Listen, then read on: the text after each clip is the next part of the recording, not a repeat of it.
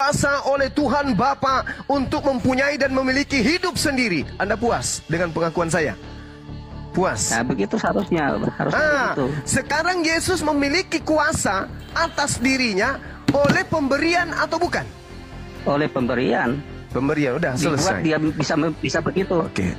Silakan. Silakan Anda mempertuhankan makhluk Tuhan yang berkuasa atas hidupnya sendiri dan yang diberikan oleh Tuhan Elohim. Silakan.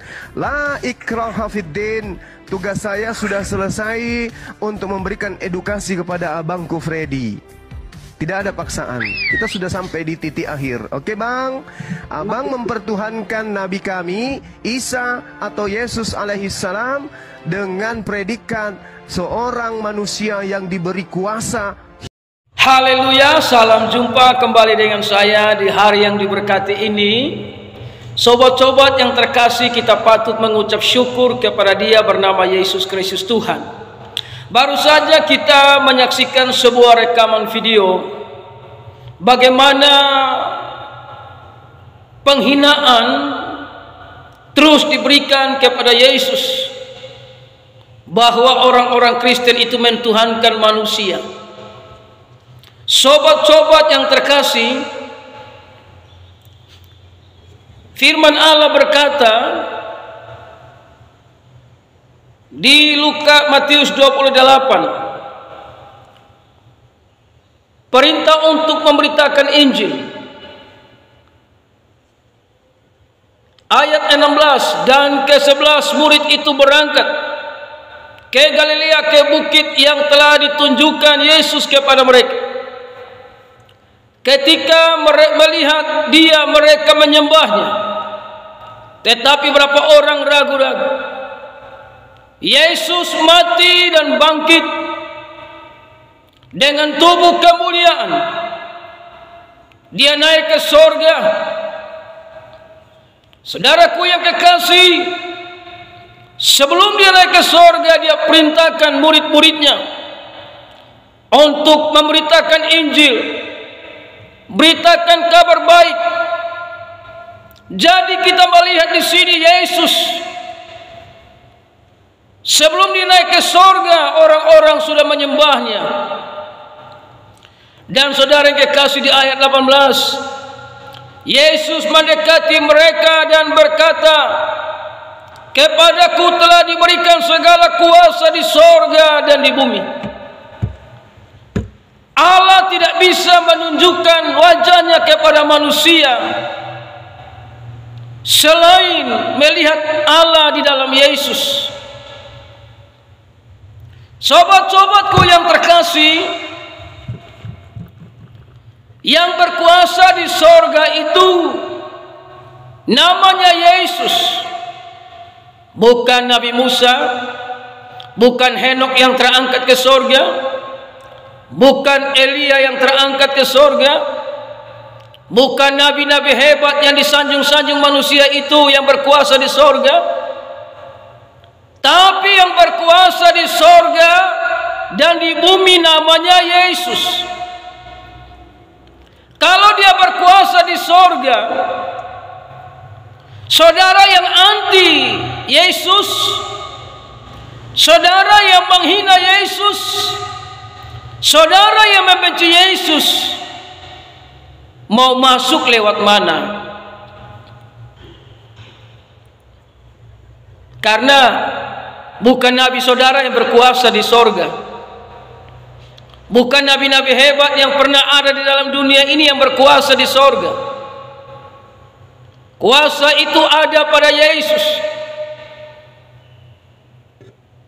Jadi saudara yang terkasih, saudara tidak mau mengakui Dia sebagai Tuhan dan Juru Selamat, silakan. Karena nanti di dalam kematian itulah baru kita lihat siapa yang punya sorga dan kehidupan yang kekal. Saudara yang terkasih, Yesus itu adalah firman Allah yang berkuasa di sorga dan di bumi. Kalau dia bukan firman Allah, tidak mungkin dia berani berkata dia punya kuasa di sorga dan di bumi. Jadi saudara mau mengatakan dia manusia dituhankan, silakan.